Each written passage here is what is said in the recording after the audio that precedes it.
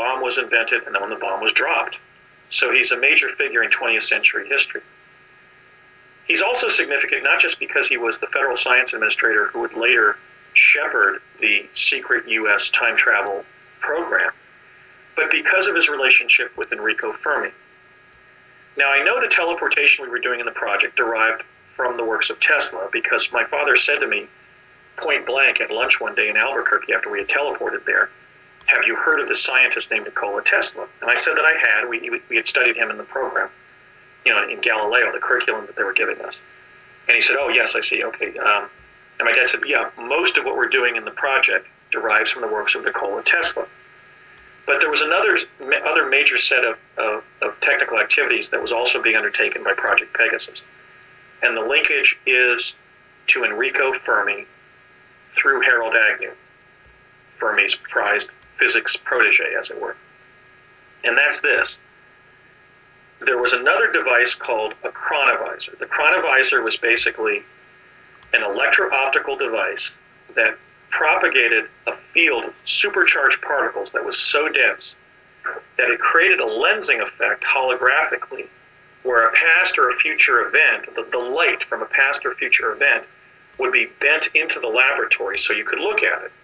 And so if you stood in the hologram that was generated, you would experience being at that past time and place. Okay? This was the technology that in more recent times has been referred to as the looking glass technology. The term looking glass was never used, however, when I was on Project Pegasus. These devices were always called chronovisor. Now, what was the derivation of the chronovisor?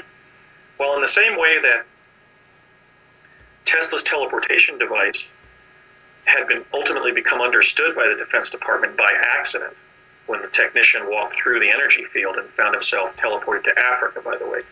He fell through a vortal tunnel to Africa and took weeks to find his way home. The chronovisors were also discovered accidentally. What happened was there were two Vatican musicologists named Ernetti and Gemelli, and they were really distinguished Vatican prelates and scientists, and they were studying the harmonic patterns in Gregorian chants, because Gregorian chants, often sung, of course, by monks, at least originally sung by Gregorian monks, have unusual properties where people not only experience spiritual positive experiences, spiritual grandeur and healing, but also physical healing. So these two very humble and decent Catholic priests wanted to see if they could figure out why Gregorian chants have special properties that can help humanity. And they were working with a microphone to try to split the signals of the voices in the Gregorian chants. And accidentally, and quite to their astonishment, something that Gemelli's father had said to him when he was a small child, when he called him by the nickname Zucchini, my little zucchini, came through the microphone. And they realized, my God, we've created a device by which we can access at least the sound signal of a past event. And so what did they do? They took this accidental technical discovery to the leading Italian physicist of that time, who was Enrico Fermi. And by 1952, Ernetti, Gemelli, and Fermi had developed a chronovisor that was not just aural, but visual, and that in fact they had a television-like screen that would tune in a past event. In fact, by 1952, they were claiming that they had a two-dimensional TV-like image of the crucifixion of Jesus of Nazareth, establishing the historicity of Christ's actual life. And obviously this was a technology fraught with great potential, but also great danger, because on the one hand, the device would allow government researchers and consultants, presumably historians who might be hired by the Defense Department, to look into the past and see how the past really was, also be able to direct it on the future and see what the future would hold.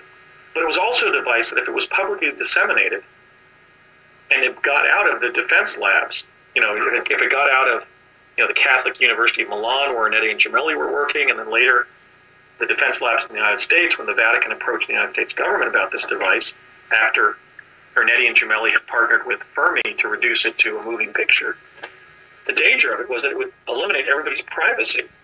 I mean, potentially the chronovisor is a device not only where you can see Abraham Lincoln giving Gettysburg Address, but where you can see Abraham Lincoln going to the bathroom. And so there was great alarm in the governments that knew about the chronovisor that it remained a secret technology. Now, who was I? I was a child brought into Project Pegasus to be trained on teleportation and chronovision. Now, why was that so? Well, on one level, I was my father's son. I mean, I've discussed how he had been on several sensitive aerospace projects as an engineer at the Ralph M. Parsons Company, which is one of the world's leading process engineering companies, a company that, in fact, would go on to build a whole city in Saudi Arabia, at Yanbu, Saudi Arabia. Ralph Parsons had been one of the lieutenants to Stephen Bechtel during World War II, when Bechtel took a $100,000 investment and by making Liberty ships for the Navy, developed a fortune of about $50 million before the end of the war. So Parsons had been a principal lieutenant to Stephen Bechtel, one of the principal industrialists of the 20th century. But the other lieutenant to Bechtel had been John McCone, who would go on to, after working for Stephen Bechtel and the Bechtel Corporation, would go on to a distinguished career at the Central Intelligence Agency. Almost all of what the Ralph M. Parsons Company has done since its founding that hasn't involved direct civil engineering projects like building cities and dams and metal smelters and things like that around the world, hydroelectric plants, sewer systems, and so forth, has been defense work for the U.S. government. For example, Parsons later in the 70s would have the contract for the MX missile, where there was the concept during the Carter presidency of actually sighting intercontinental ballistic missiles on a train that would be moved around the country. So Parsons had this linkage to the CIA, and I know based on my father's statements to me when I was on Pegasus and my later research, that as a Parsons engineer, he had been tasked by the government to stay on top of advances in teleportation. Those were the so-called dollar-a-year men. You may remember the Sarbacker memorandum from the UFO literature. Robert Sarbacker was another one of these gifted engineers or scientists who had been tasked to stay on top of flying saucer technology for the Defense Department.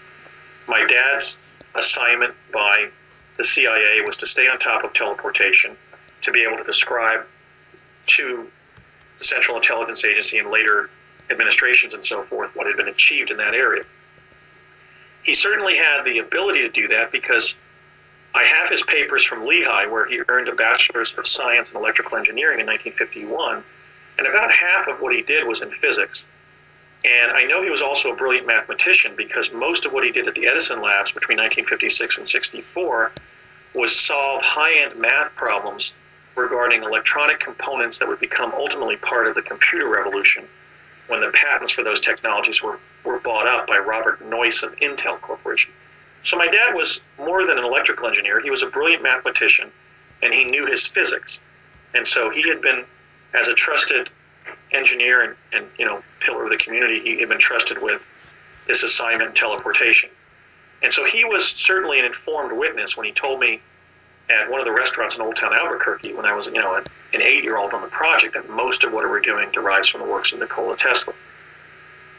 But in this linkage between Agnew as the manager of the project, the person who was looking at budgets and so forth, interacting with different agencies, there was the linkage to Fermi and what Gemelli and Ernetti had achieved in chronovision.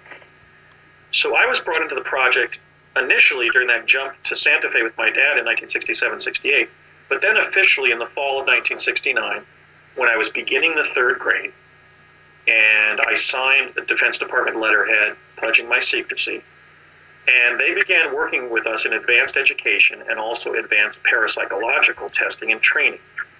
Okay, so the Learning Lab was a place where I was getting saturation learning about the history of science and society, but it was also a place where they were honing my ability to see things at a distance as a psychic, to see things that were right in front of me and see what was actually there, and to report back what I saw, and to express myself, to even express myself using novel forms of communication where the person I was talking to was a project inside